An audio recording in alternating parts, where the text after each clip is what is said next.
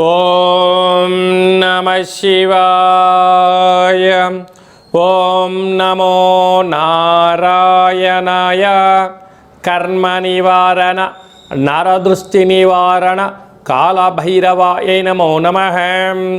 ఓం కాళకాలాయ విద్మహే కాళాతీతాయ ధీమహి తన్నో కాళభైరవ ప్రచోదయాత్.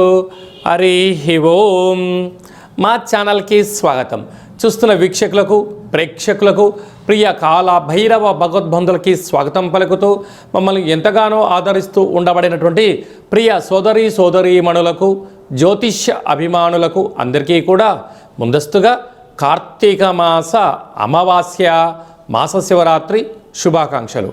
అలాగనే కాళభైరవ జయంతి ఆశీస్సుల చేత అందరికీ నిండు నూరేళ్ల ఆయురారోగ్యాలను ప్రసాదించాలని, ఎవరికి ఎలాంటి ఆర్థిక, విద్య, ఉద్యోగ, వివాహ, వ్యాపార సంబంధిత దోషాలను తొలగించి నిత్య ఐశ్వర్యాన్ని, ఆనందాన్ని ప్రసాదించాలని మనసారా కోరుకుందాం.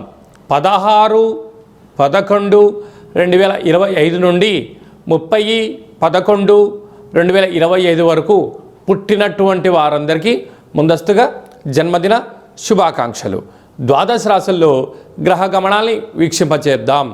కర్కాటక రాశిలో దేవగురు బృహస్పతి సంచార స్థితి, సింహరాశిలో కేతు సంచార స్థితి, తులారాశిలో శుక్ర సంచార స్థితి స్వక్షత్రకారకుడు, వృశ్చిక రాశిలో రవి భగవానుడు మరియు కుజుడు స్వక్షత్రకారకుడు మరియు బుధుడు కూడా అక్కడే సంచార స్థితి, త్రిగ్రహ సంచార స్థితితో ద్వాదశ రాశుల్లో గ్రహ గమనాలు ఈ విధంగా ఉన్నాయి.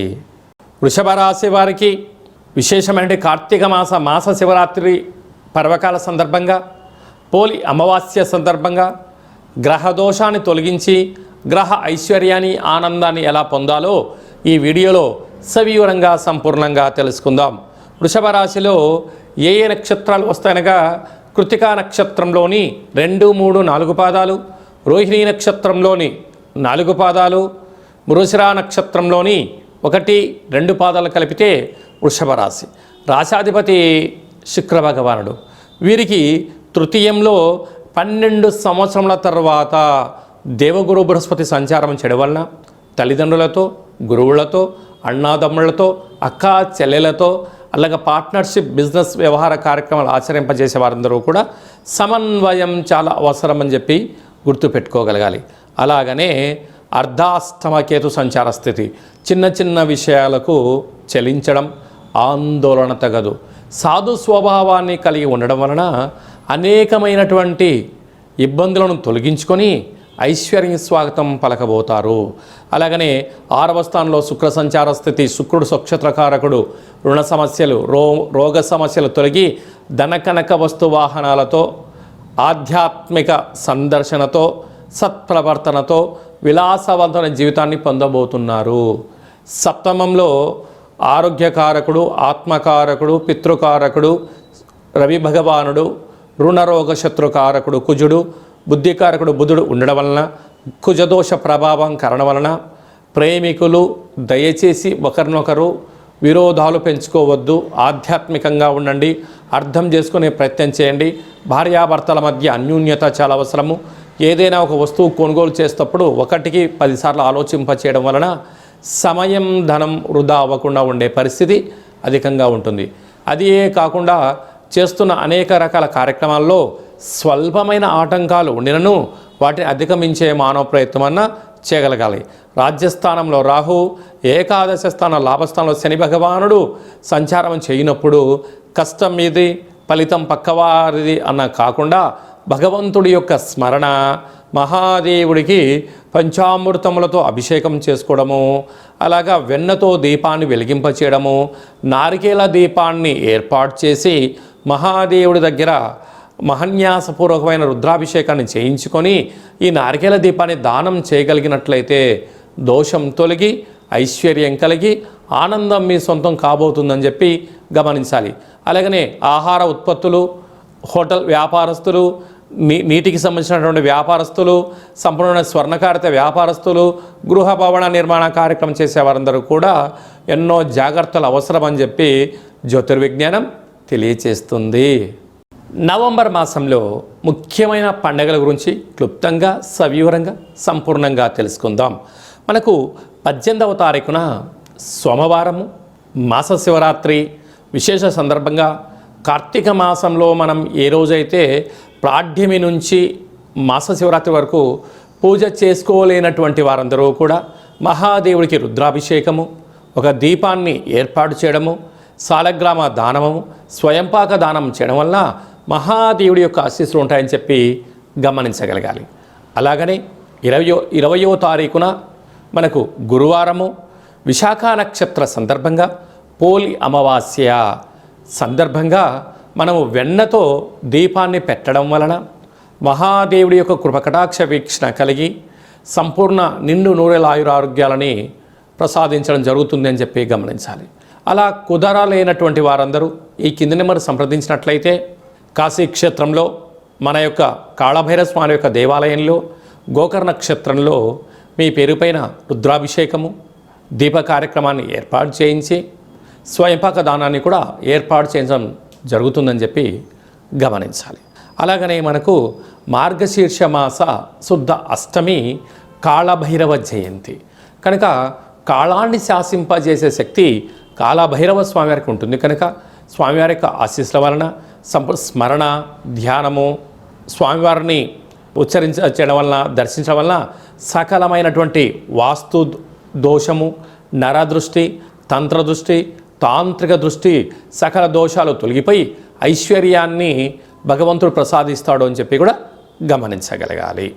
విశేషమైనటువంటి ఈ యొక్క కార్తీక మాసంలో మార్గశీర్ష మాస శుద్ధ శుక్లపక్షంలో అందరికీ ఐశ్వర్యం ప్రసాదించాలని మనం కూడా ఒకసారి మనసారా కోరుకుందాం.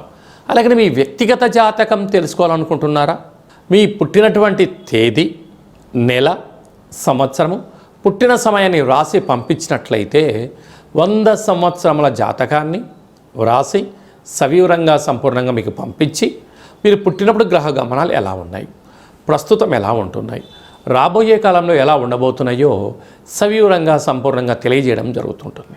చాలామందికి పుట్టినటువంటి కాల సమయంలో డేటా ఆఫ్ బర్త్లో లేనటువంటి కారణం వలన మీ పేరు యొక్క మొదటి అక్షరాన్ని అనుసరిస్తూ రాశిని తెలియచేస్తూ గ్రహ గమనాల్ని చెప్తూ అలాగనే రమణ శాస్త్రం ద్వారా అనగా గవ్వళ ద్వారా కాళభైరవ ఉపాసన చేత భూత భవిష్యత్ వర్తమానాన్ని తెలియజేయడం జరుగుతుంది. కనుక జాతకాన్ని తెలుసుకుందాం, జీవితంలో ఉండబడినటువంటి స్వల్పమైనటువంటి అడ్డంకులను తొలగించుకుందాం, ఐశ్వర్యానికి ఆనందానికి స్వాగతం పలుకుతాము అనేటువంటిది విన్నపం. కనుక ఈ కింది నెంబరు సంప్రదించి వాట్సాప్ ద్వారా కానీ ఫోన్ కాల్ ద్వారా కానీ అపాయింట్మెంట్ తీసుకొని సంప్రదించగలరు. అందరికీ ఈ యొక్క కార్తీక మాసంలో మార్గశీర్ష మాసంలో అద్భుతమైన ఇంకనూ విజయం సాధించగలగాలి అన్నట్లయితే ఈ యొక్క పాత్రను కాళభైరవ స్వామి వారికి అక్షయ పాత్ర అంటారు. అంటే అక్షయము అనగా నశించబడినటువంటిది. అలాగే మనము ఇంట్లో పెట్టుకొని పూజామందిరంలో పెట్టుకొని లేదా వ్యాపార సంస్థలో పెట్టుకొని ఇలా ఒకసారి శబ్దం చేస్తే ఓంకార శబ్దం రావడం జరుగుతుంది.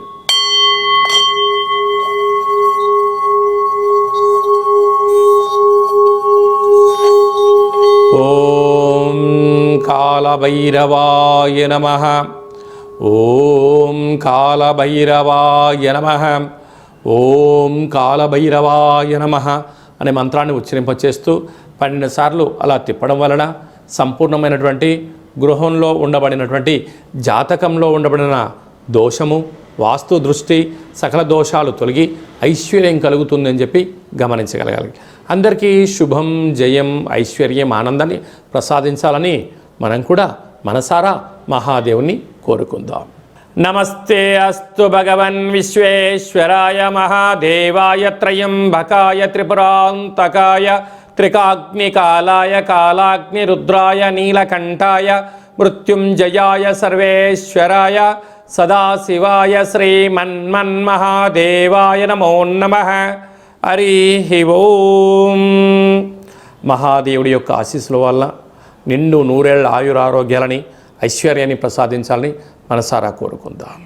శతమానం భవతు శతాయు పురుష సతేంద్రియ ఆయుష్యేవేంద్రియే ప్రతిష్టతి ధనం ధాన్యం బహుపుత్రలాభం శత సంవత్సరం దీర్ఘమాయు సర్వే జనా సుఖినో భవంతు లోకా సమస్తా సుఖినో భవంతు సర్వం కాళభైరవ దేవతార్పణమస్తు. హరి ఓం. ఈ వీడియో మీకు నచ్చినట్టయితే లైక్ చేయండి, షేర్ చేయండి. ఆధ్యాత్మిక భక్తి సమాచారాన్ని భగవద్బంధులకు, మిత్రులకు, స్నేహితులకు చేరవేయండి. హిందూ ధర్మాన్ని కాపాడండి.